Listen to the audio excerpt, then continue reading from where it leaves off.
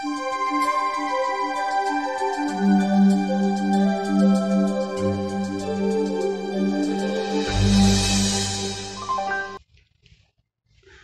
Everyone, welcome to chemistry junction. आज हम लोग स्टार्ट करने वाले हैं इलेक्ट्रोकेमिस्ट्री का सेकंड लेक्चर। तो इससे पहले अपने फर्स्ट लेक्चर में ये देखा था कि जो गैल्वेनिक सेल होता है उसके अंदर हमने एनोड डायरेक्शन क्या होता है, कैथोड डायरेक्शन क्या होता है और साल्ट ब्रिज के बारे में हमने डिस्कस किया था, ठीक है ना। आज का जो लेक्चर है हम इसके अंदर हम ये देखेंगे कि सेल को हम रिप्रेजेंट कैसे करते हैं, प्लस इसका सेल नोटेशन कैसे हम ड्राई करते हैं। दूसरी बात यहाँ पे कि बहुत सारे स्टूडेंट को मैंने ये देखा है कि जो हाफ सेल्स होते हैं उनको मतलब बार बार से ये बार रिपीट करते रहते हैं कि हाँ हमें हाफ सेल याद करना पड़ेगा, क्योंकि प्रीवियस ईयर के जो भी क्वेश्चन जितने भी क्वेश्चन आए हुए हैं नेट गेट के अंदर उस हाफ सेल के बेस पे ही क्वेश्चन पूछे जाते हैं। क्योंकि हमें जो कोई भी सेल रिएक्शन दे दी जाती है या फिर कोई सेल का रिप्रेजेंटेशन दिया जाता है या फिर कोई सेल नोटेशन दिया जाता है तो उसके आधार पे हमें ए नोट सेल ड्राई करना होता है। तो ऐसी कोई नीड नहीं है, ना आपको हाफ सेल लिखने की आवश्यकता है ना कुछ और है, ठीक है। हम रिएक्शन के बेस पे ये देख सकते हैं कि कौन सी रिएक्शन कैथोड पे होने वाले, कौन सी रिएक्शन एनोड पे होने वाली है। तो स्टार्ट कर दें। देखो, तो आज का जो टॉपिक है वो है सेल नोटेशन या सेल रिप्रेजेंटेशन कैसे करते हैं। तो हेडिंग डालो आप लोग। सबसे पहले है सेल नोटेशन। सेल नोटेशन भी बोलते हैं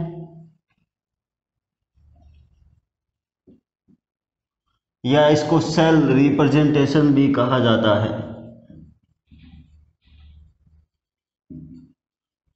यानी सेल को हम रिप्रेजेंट कैसे करेंगे।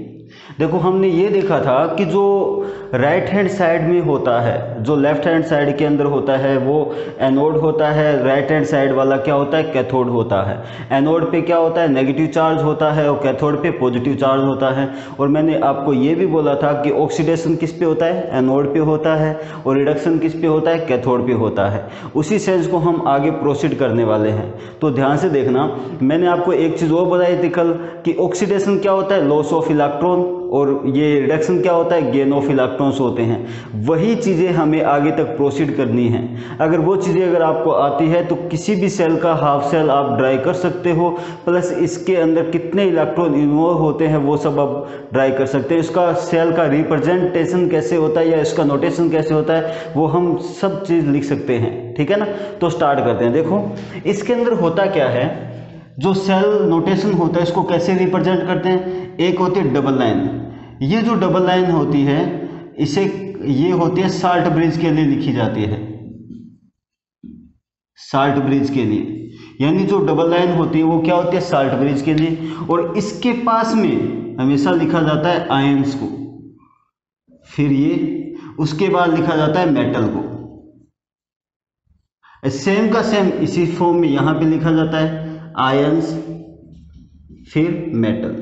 देखो, मैं ये सब क्या लिख रहा हूँ, कोई स्टूडेंट ये सोच रहा होगा पता नहीं क्या लिख रहे हैं क्या नहीं लिख रहे हैं। तो मैं सब कुछ आपको ड्राई करके बताऊंगा ये इसका यूज क्या है। देखो, हमारे पास कोई क्वेश्चन आ गया, सपोज करो, सपोज ये ऐसा कोई क्वेश्चन आ गया कि Zn +2 कॉपर +2 एंड कॉपर, ये हमारे पास सेल नोटेशन दे दिया और पूछ लिया कि इसके अंदर एनोड पे रिएक्शन कौन सी होती है, कैथोड पे रिएक्शन कैसी होती है या कौन सी होती है। तो हम इसके आधार पे इजीली से डिनोट कर सकते हैं या ड्राई कर सकते हैं। देखो कैसे।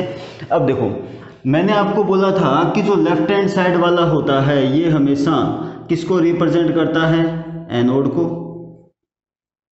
और यहाँ पे ये जो राइट हैंड वाला साइड होता है वो किसको रिप्रेजेंट करता है, कैथोड को। ये सब हम लोगों ने देख लिया था। अब देखो, जो बीच वाली जो डबल लाइन है वो साल्ट ब्रिज को रिप्रेजेंट करती है। ये जो लाइन जो दिख रही है आपको, ये जो लाइन जो दिख रही है वो रिप्रेजेंट करती है फेज चेंज को। यानी फेज कौन सा है, सॉलिड है या लिक्विड है या गैस है। ये सब हम यहाँ पे देखते हैं कि हमारे पास कौन सी रिएक्शन किस फॉर्म में एग्जिस्ट कर रही है, कौन सी रिएक्शन किस फॉर्म में दी गई है, तो उसके आधार पे हम देखते हैं। दूसरी बात, यहाँ पे हम इस तरह से भी ड्रा कर सकते हैं इसको। देखो, मेटल है और कभी कभी क्या आता है, मेटल के साथ साल्ट भी आ जाता है, साल्ट फिर आयन, सॉल्ट ब्रिज फिर आयन फिर साल्ट, फिर मेटल। इसको सेल नोटेशन को हम इस प्रकार भी रिप्रेजेंट कर सकते हैं, ठीक है ना। तो ध्यान रखना कि हम सेल को रिप्रेजेंट कैसे करते हैं, मेन इंपॉर्टेंट यही चीज़ है। आपको क्वेश्चन डायरेक्ट इस फॉर्म में मिलेगा। आपको सपोज करो कि बाई चांस हमारे पास ऐसा आ गया कि ए नोट सेल है, ए नोट सेल Zn+2 Zn है, और ये दे दिया -0.76 इलेक्ट्रॉन वोल्ट, और यहाँ पे दे दिया ए नोट कॉपर+2 कॉपर है, और यहाँ पे दे दिया 0.46 इलेक्ट्रॉन वोल्ट, ये दे दिया। अब अगर आपसे ये पूछा जाता है ए नोट सेल का मान क्या होगा, ठीक है, तो सबसे इंपॉर्टेंट बात ये है कि हमें ये पता होना चाहिए कि इस सेल जो नोटेशन हमें मिला है, ये जो गिवन है हमें, इसके अंदर कहाँ पे एनोड हो रहा है, कहाँ पे ऑक्सीडेशन हो रहा है, कहाँ पे रिडक्शन हो रहा है, तब तो जाके हम ये सब ड्राई कर सकते हैं, वरना ड्राई नहीं कर सकते। इस क्वेश्चन को उसके बाद सोल्व करेंगे, ठीक है ना। तो सबसे पहले ये देखो कि हम सेल को रिप्रेजेंट कैसे करते हैं। सबसे पहले लिखा जाता है बीच में आयंस, दोनों साइड के आयंस है। कैथोड पे जो होता है, देखो कैथोड पे क्या होता है, रिडक्शन, रिडक्शन, और यहाँ पे होता है ऑक्सीडेशन, ठीक है। मैं वापस बोल रहा हूँ आप सभी को कि कोई नीड नहीं है हाफ सेल को लिखने की या कोई हाफ सेल को याद करने की, कोई नीड नहीं है। अगर आपको ऑक्सीडेशन रिडक्शन आता है कि ऑक्सीडेशन क्या होता है, रिडक्शन क्या होता है, तो हाफ सेल ड्राइव कर सकते हो बहुत ही अच्छी तरह से, ठीक है ना। तो देखो ध्यान से, ये आयंस हैं, फिर मेटल्स हैं, ये आयंस हैं, फिर मेटल्स हैं, ठीक है। अब दूसरी तरह से हम कैसे लिख सकते हैं, अगर किसी का साल्ट आ जाता है, ठीक है ना, जैसे AgCl आ गया, वो साल्ट है, ठीक है ना। तो साल्ट को हम कैसे रिप्रेजेंट करते हैं, मेटल, साल्ट, फिर आयन, ये एनोड की फॉर्म में, इधर की देखो कैथोड की, आयन, साल्ट, मेटल। ये 2-3 बार आप लिखोगे, बार बार बोलोगे तो याद हो जाएगा। मेटल, साल्ट, आयन, फिर आयन, साल्ट, मेटल, या फिर मेटल, आयन, फिर आयन, मेटल। ये सब हम बार बार बोलेंगे तो हमें ये सब याद हो जाएगा। उसके बाद हम स्टार्ट करेंगे कि ये इसको मतलब हमारे पास कोई रिएक्शन आती है तो इस फॉर्म में हम इसको कैसे रिप्रेजेंट करते हैं, ठीक है ना। इस चीज़ को आप ड्राई करो, उसके बाद हम कोई रिएक्शन लेके आता हूँ, ठीक है।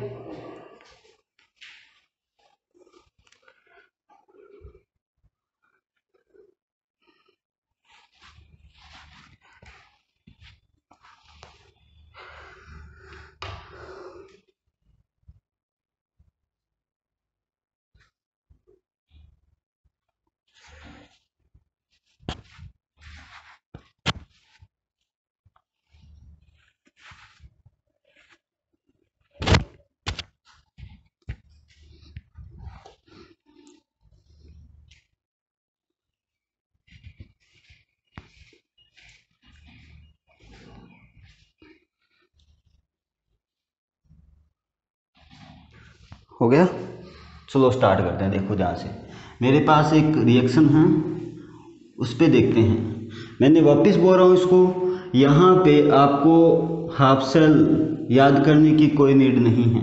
देखना इधर, हम सेल रिप्रेजेंट कैसे करते हैं किसी भी रिएक्शन के लिए। देखना इधर, सबसे पहले हमारे पास कोई रिएक्शन आई, सपोज करो मेरे पास रिएक्शन है Zn कॉपर+2, और मेरे पास यहाँ बना Zn+2 प्लस कॉपर। ये मेरे पास रिएक्शन है, सेल रिएक्शन है ये, देखो सेल रिएक्शन है। अब इस सेल रिएक्शन के लिए मुझे सेल नोटेशन रिप्रेजेंट करना है, यानी सेल नोटेशन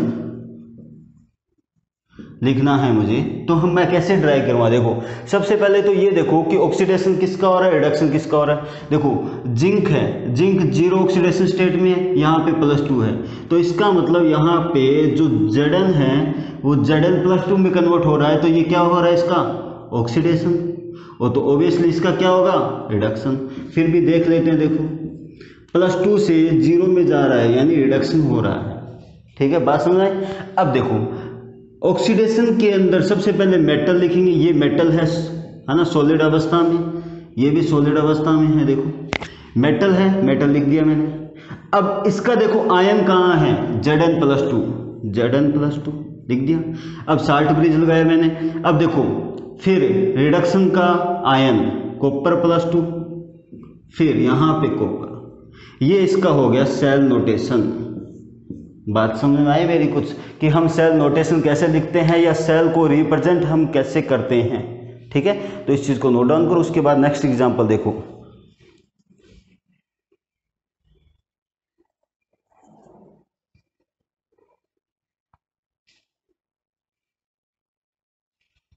देखो सेकंड नंबर एग्जांपल है हमारे पास Al सॉलिड अवस्था में +3H+ आयन। उसके बाद मैंने लिखा यहाँ पे Al +3 ये गैस अवस्था में है। ठीक है, अब देखो इसका सेल नोटेशन लिखते हैं कि सेल को रिप्रेजेंट हम कैसे करते हैं। यहाँ पे कोई हमारे पास कोई रिएक्शन आ गई तो इसको हम कैसे रिप्रेजेंट करते हैं, ध्यान से देखना। अब मुझे ये बताओ, एल्यूमिनियम है, जीरो ऑक्सीडेशन से +3 में गया है, तो यहाँ से +3 में गया है तो यहाँ पे क्या हो रहा है, ऑक्सीडेशन। यहाँ से देखो हाइड्रोजन +1 से 0 में चला गया तो यहाँ पे क्या हो रहा है, रिडक्शन, 0 में चला गया।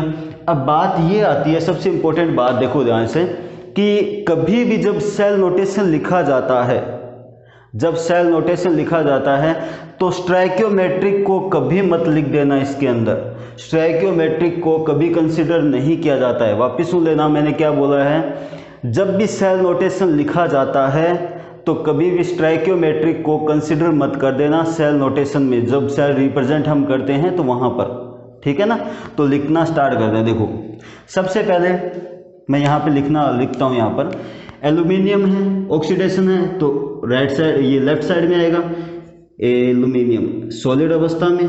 ठीक है, अब देखो इसका आयन कहाँ है, Al+3 लिख दिया। उसके बाद देखो साल्ट ब्रिज है। अब देखो हाइड्रोजन आयन है इसका रिडक्शन में, उसके बाद H2 गैस है ये। ठीक है, अब बात ये आती है, यहाँ पे एक चीज और मेंशन कर लेना, अपने दिमाग में नोट डाल के लिख लेना। जब भी सेल नोटेशन लिखा जाता है, अगर किसी रिएक्शन के अंदर कोई गैस अवस्था आती है, गैस फॉर्म अगर प्रेजेंट होती है, तो वहां पे प्लेटिनम सॉलिड यानी प्लेटिनम इलेक्ट्रोड जो है उसका यूज किया जाता है।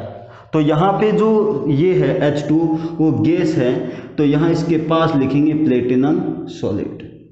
बात समझ में आई मेरी कुछ, मैंने क्या लिखा है क्या बोल गया यहाँ पे, देखो वापिस सुनो। देखो मैंने ये बोला है हमारे पास ये सिंपल रिएक्शन है, इसका सेल नोटेशन हमें लिखना है कि हम सेल को रिप्रेजेंट कैसे करते हैं। देखो इधर एल्यूमिनियम है, पहले तो ये देखना कि ऑक्सीडेशन किसका और रिडक्शन किसका हो रहा है। मैंने आपको सभी को अच्छी तरह से समझाया है कल वाले लेक्चर में। अगर किसी ने वो लेक्चर नहीं देखा है तो प्लीज़ वो लेक्चर कंप्लीट जाके देखिए, तब आपको ये चीज़ें समझ में आएगी। ठीक है, तो देखो ये ऑक्सीडेशन हो रहा है, तो ऑक्सीडेशन को हम कहाँ पे लिखेंगे, लेफ्ट साइड में। तो एल्यूमिनियम लिख दिया मैंने सॉलिड अवस्था में, प्लस इसका आयन है। ठीक है, एल्यूमिनियम का आयन, फिर रिडक्शन का आयन, फिर मेटल।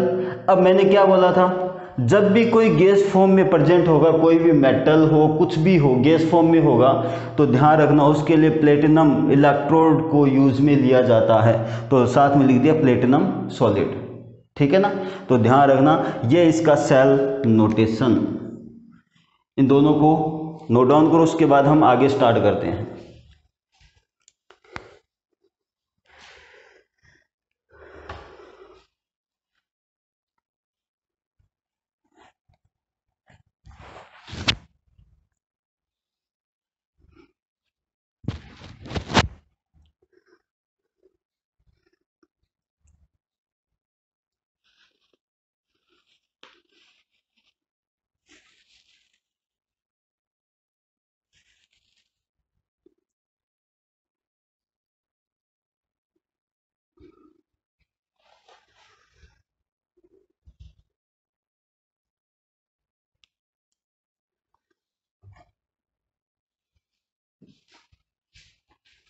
हो गया, अब सेकंड नंबर देखो स्टार्ट करते हैं। देखो नेक्स्ट एग्जांपल, एक एक्वस सॉल्यूशन। देखो एक्वस सॉल्यूशन में भी प्लेटिनम का यूज करते हैं। ठीक है, नेक्स्ट एग्जांपल देखो ध्यान से, मेरे पास है Fe+2 कॉपर +2 हमारे पास बना है 2Fe+3 प्लस कॉपर, ये बन गया मेरे पास, ठीक है ना। अब देखते हैं कि क्या होता है क्या नहीं होता है, इसका हम सेल नोटेशन कैसे लिखते हैं, देखना ध्यान से समझना इसको कि सेल नोटेशन कैसे लिखते हैं इसका। अब देखो Fe+2 से Fe+3 है, तो इसका मतलब क्या हो गया, ऑक्सीडेशन नंबर इंक्रीज हुआ, तो यहाँ पे क्या हो गया, ऑक्सीडेशन। +2 से 0 चला गया, तो यहाँ क्या हो गया, रिडक्शन, ठीक है ना। अब इसका सेल नोटेशन कैसे लिखते हैं, देखो ध्यान से, सेल को रिप्रेजेंट कैसे करते हैं, देखो सबसे पहले क्या लिखेंगे, अब देखो यहाँ पर ऑक्सीडेशन में है, तो यहाँ पे आयंस आ गए, तो यहाँ पे कोई मेटल नहीं है, तो क्या लगाएंगे, प्लेटिनम सॉलिड लगा देंगे, इलेक्ट्रोड। अरे कोई मेटल नहीं है तो यहाँ पे इलेक्ट्रोड के द्वारा, तो देखो कोई भी चीज़ अगर हमारे पास मेटल्स नहीं होती है तो इसका मतलब वो कहीं ना कहीं किसी वायर से तो कनेक्ट होता है ना, कोई इलेक्ट्रोड से कनेक्ट होता है, तो हम वहाँ पे मोस्टली क्या यूज़ में लेते हैं, प्लेटिनम वायर ही यूज़ में लेते हैं। केमिस्ट्री में ध्यान रखना, गैल्वेनिक सेल हो चाहे कोई भी सेल हो, वहाँ पे प्लेटिनम जो इलेक्ट्रोड होता है वो मोस्टली यूज़ में लिया जाता है, ठीक है ना। अब देखो प्लेटिनम हो गया। अब आयंस देखो यहाँ पे दोनों आयंस हैं Fe+2। अब फेज सेम भी है, फेज देखो अगर ये एक्वस है ये भी एक्वस है, या फिर हम बोलते हैं दोनों आयंस है तो यहाँ पे कोमा लगा दो, कोई दिक्कत ही नहीं है, Fe+3 साल्ट ब्रिज। अब देखो इसका आयन कॉपर+2 फिर कॉपर, ये सॉलिड, ये इसका सेल नोटेशन हो गया, ठीक है। अब देखो अगर हम इसको इस फॉर्म में भी लिख सकते हैं, कोई स्टूडेंट ये सोचता होगा सर यहाँ पे हम +3 की बजाय +2 भी लिख सकते हैं ना, Fe+3 की बजाय Fe+2 लिख सकते हैं, लिख सकते हो। यहाँ पे देखो आप ऐसे भी इसको रिप्रेजेंट कर सकते हो, Fe+3 Fe+2 कॉपर+2 एंड कॉपर, ये भी इसका सेल नोटेशन राइट है, ठीक है ना।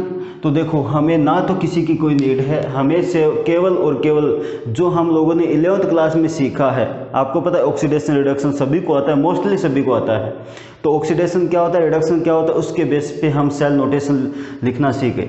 अब इसके बेस पे वो वैल्यू देता है बार बार 1 by 1 कि ऑक्सीडेशन की वैल्यू ये है, इतना इलेक्ट्रोड है, रिडक्शन का इतना इलेक्ट्रोड है, तो E0 सेल की वैल्यू आप फाइंड आउट करो, तो वो भी हम देखेंगे 1 by 1। तो पहले इस चीज़ को नोट डाउन करो, और इससे भी बेस्ट एग्जांपल अभी लेके आ रहा हूँ मैं, वो हम करेंगे, पहले नोट डाउन करो इसको।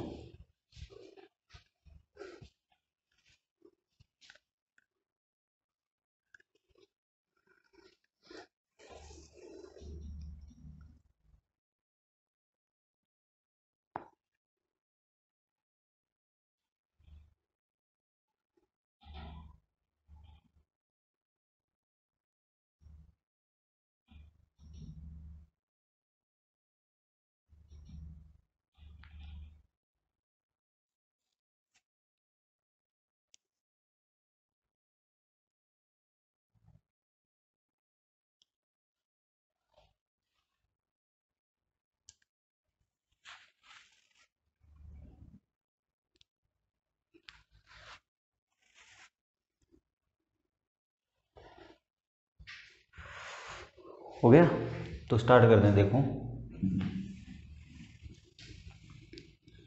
अगर ये सेल नोटेशन अगर आपको समझ में आ गया, फिर आपको किसी भी कोई भी सेल दे दे आपको, आप उसका सेल नोटेशन इजीली से लिख सकते हो।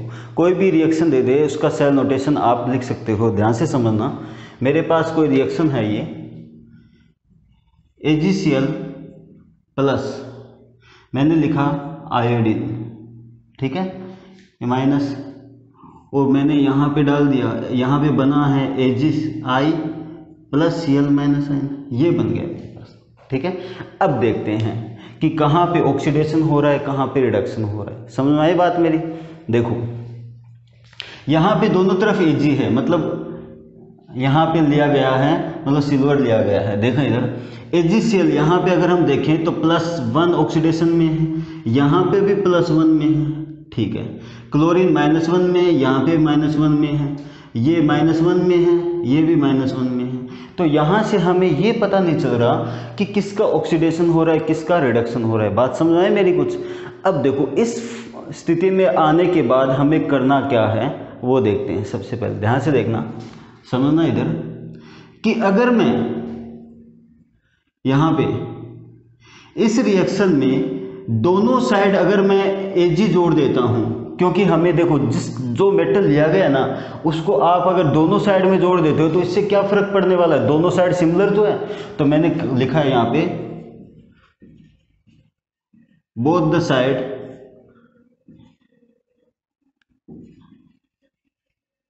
Added to Ag।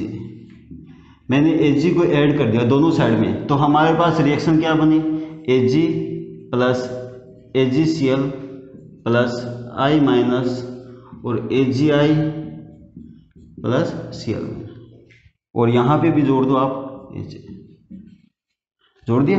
अब देखो दोनों साइड जब भी कभी भी किसी रिएक्शन के अंदर, देखो ये सब कंसेप्ट है, हम ट्रिक से कर रहे हैं, हर चीज़ वो ट्रिक से कर रहे हैं और ये सब चीज़ें फॉलो भी होती है और हमारे हर एक क्वेश्चन भी सोल्व होते हैं इससे, ठीक है ना।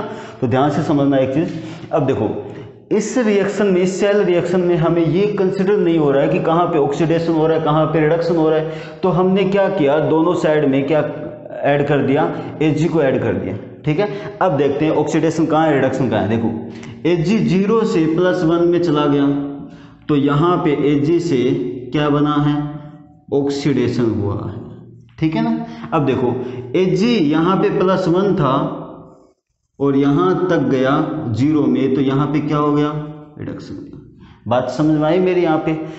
अब हमें ये पता चल गया कि यहाँ पे ऑक्सीडेशन हो रहा है और यहाँ पे क्या हो रहा है, रिडक्शन। अब मुझे ये बताओ कि अगर मैं यहाँ से कुछ कंसिडर करूँगा, यहाँ से देखना इधर, जो ऑक्सीडेशन हो रहा है तो मेरे पास ये जो बना है AgI, ये क्या हो गया, साल्ट है, और AgCl भी क्या है, साल्ट है।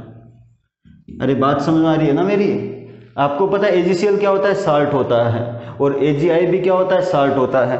अगर मैं यहाँ से इसको तोड़ता हूँ तो Ag प्लस I माइनस, और यहाँ पे अगर मैं इसको तोड़ता हूँ तो यहाँ पे क्या बनता है, Ag प्लस Cl माइनस। इसका मतलब दोनों में से एक तो I माइनस आयन आ रहा है, एक Cl माइनस आयन आ रहा है, समझ आई?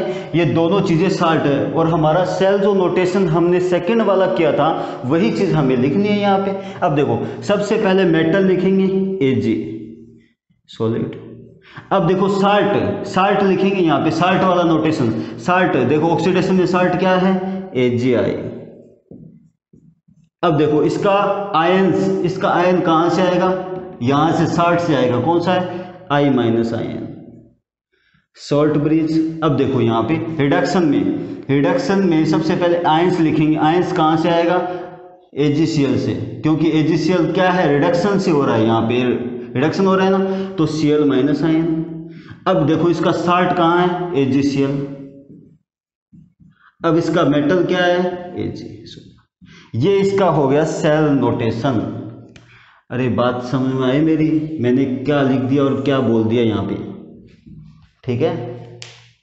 अगर आपको कोई भी रिएक्शन अगर गिवन है उसके अंदर ये रिप्रेजेंट नहीं किया गया है कि किसका ऑक्सीडेशन हो रहा है, किसका रिडक्शन हो रहा है, तो आपको करना कुछ भी नहीं है। जो मेटल लिया गया है बोथ द साइड, दोनों साइड में जोड़ दो आप, उसके अकॉर्डिंग आप सेल नोटेशन आराम से रिप्रेजेंट कर सकते हो।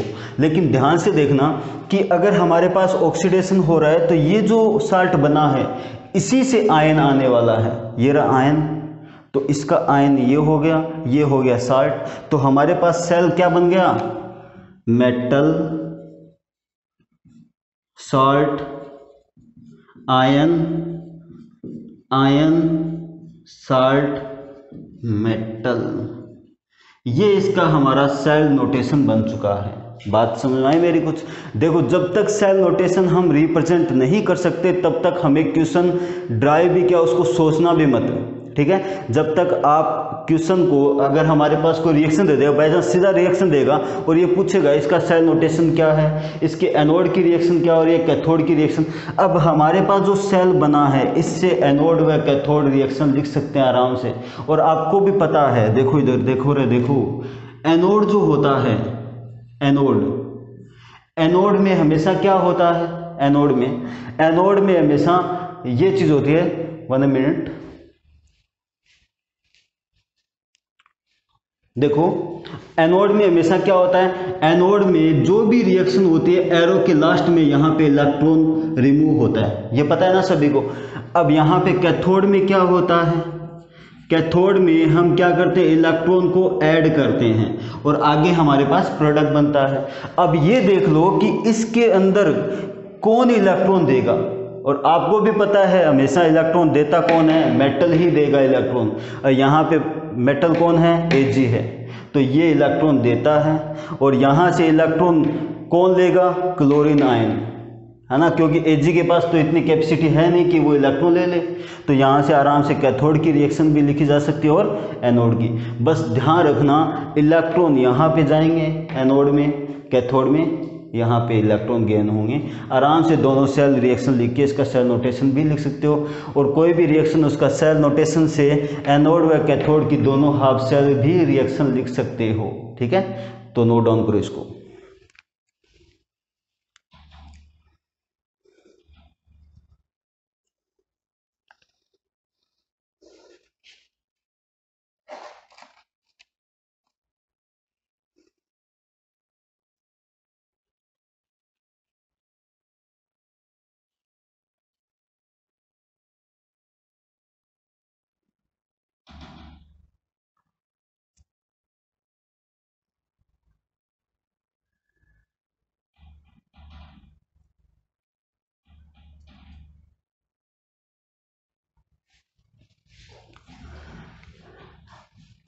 ठीक है, तो यहाँ पे हम लोगों ने ये देखा था कि हम सेल नोटेशन कैसे लिख सकते हैं, कैसे नहीं ड्राई कर सकते हैं।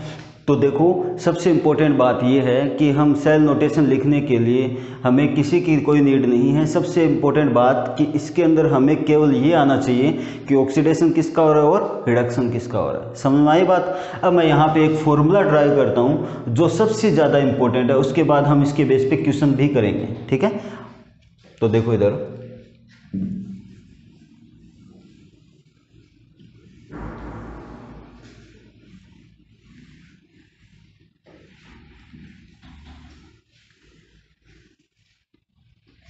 देखो दो तरह के फॉर्मूले हैं। ए नोट सेल है, ए नोट सेल, देखो ए नोट जो सेल होता है वो हमेशा निकलता है ए ऑक्सीडेशन प्लस ए रिडक्शन। ये डायरेक्ट मैं लिख रहा हूँ और इसको ड्राई करके ही बताऊंगा कि ये कैसे आया कैसे नहीं आया, ठीक है ना। इसको आगे मैं ड्राई करके ही बताऊंगा कि ये कैसे आता है कैसे नहीं आता है।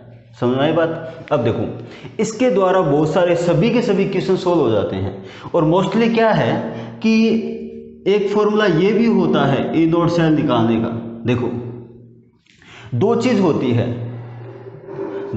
है मैं बताता हूं। एक होता है ए नोट सेल और एक होता है ए सेल। इन दोनों का मतलब क्या है, सबसे पहली बात तो ये समझना। देखो ए नोट सेल का मतलब होता है जिस पे नोट लगा होता है ना, वो होता है स्टैंडर्ड होता है। जैसे हाइड्रोजन का स्टैंडर्ड वैल्यू कितनी होती है, हाइड्रोजन 1 atm बार पे या 25 डिग्री सेंटीग्रेड टेम्परेचर पे इतनी वैल्यू इसकी होती है, ठीक है। तो ध्यान रखना ए नोट का मतलब स्टैंडर्ड वैल्यू है और ये क्या है, सिंपल है जहाँ पे। अब दोनों का फंक्शन अलग अलग है। ए नोट सेल ये बताता है कि सेल की फॉर्मेशन होती है या नहीं होती है, सेल की फॉर्मेशन होती या नहीं होती है, मतलब सेल बनेगा या नहीं बनेगा। दूसरी बात, अगर सेल बन भी गया तो क्या वो वर्क करेगा या नहीं करेगा वो सेल, तो ये बताता है वर्किंग ऑफ सेल, यानी सेल कैसे वर्क करता है या सेल वर्क करेगा या नहीं करेगा उसके बारे में ई सेल बताता है। देखो इधर ए नोट सेल का मान अगर नेगेटिव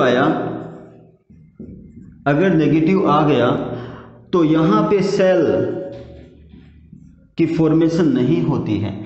अगर ए नोट सेल का मान पॉजिटिव आया तो सेल की फॉर्मेशन होती है। तो ध्यान रखना यहाँ पे हम इसको रिलेट करेंगे गिब्स फ्री एनर्जी से, जहाँ पे डेल जी का मान पॉजिटिव होता है तो क्या होता है, डेल जी का मान नेगेटिव होता है तो क्या होता है, डेल जी नेगेटिव होता है तो स्पॉन्टेनियस और पॉजिटिव होता है नॉन स्पॉन्टेनियस। वो हम आगे डिस्कस करेंगे क्या होता है क्या नहीं होता है। तो ध्यान रखना, केवल इतनी बात रखना इसमें कि जो ए नोट सेल हम निकालेंगे यहाँ से, ऑक्सीडेशन रिडक्शन जो भी हमारे गिवन डाटा है, अगर उसकी वैल्यू पॉजिटिव निकल गई तो सेल यहाँ पे फॉर्मेशन और सेल तो बन गया अपना, यानी सेल बनने लग गया। उसके बाद अगर ए नोट सेल की वैल्यू अगर नेगेटिव निकल गई तो वहाँ पे सेल की फॉर्मेशन ही नहीं होती है, वर्किंग तो हम बाद में करवाएंगे ना। तो ई सेल का मतलब क्या होता है कि सेल जो बना हुआ है वो वर्क कैसे करता है वो सेल बताता है ई सेल, ठीक है ना। तो देखो इधर, अब यहाँ पे ई सेल एक फॉर्मूला और ड्राइव होता है ई नोट सेल का, ई कैथोड माइनस ई एनोड, और ये फॉर्मूला कहाँ पे अप्लाई होगा कहाँ पे अप्लाई नहीं होगा वो भी मैं आपको बता दूंगा। ये होता है रिडक्शन पोटेंशियल जब गिवन होता है, रिडक्शन पोटेंशियल जब गिवन होता है तब हम इस सेल के बारे में, यानी ये जो फॉर्मूला है तब ये फॉर्मूला ड्राइव करेंगे। दोनों फॉर्मूलों से सेम ही आंसर आने वाला है, कोई डिफरेंस नहीं है, बस केवल और केवल साइन का अंतर है। साइन का मतलब जैसे यहाँ पे एनोड पे क्या है, नेगेटिव चार्ज है, ये नेगेटिव आएगा, यहाँ पे एनोड पॉजिटिव है, साइन का ही डिफरेंस है और कोई डिफरेंस नहीं है। वो भी मैं आपको बता दूंगा कैसे होता है कैसे नहीं होता है। फिलहाल तक आप ये नोट डाउन करो कि ए नोट सेल का मतलब क्या होता है और ई सेल का मतलब क्या होता है। उसके बाद हम 1 बाय 1 ये सब भी डिस्कस करेंगे, ये सब हम कैसे निकालते हैं। देखो वीडियो ज़्यादा लंबा नहीं हो, इससे मैं मतलब जल्दी जल्दी इस चीज़ को करवा रहा हूँ, क्योंकि बहुत सारे ऐसे स्टूडेंट होते हैं लेंथी वीडियो देखते हैं, क्या इतनी देर तक क्या देखें, क्या फ़ायदा है इससे। मैंने आपको ये बोला है जितना करवाऊँगा उससे आपके सभी क्वेश्चन आराम से अटेम्प्ट हो जाएंगे, 100% गारंटी है ये, ठीक है ना।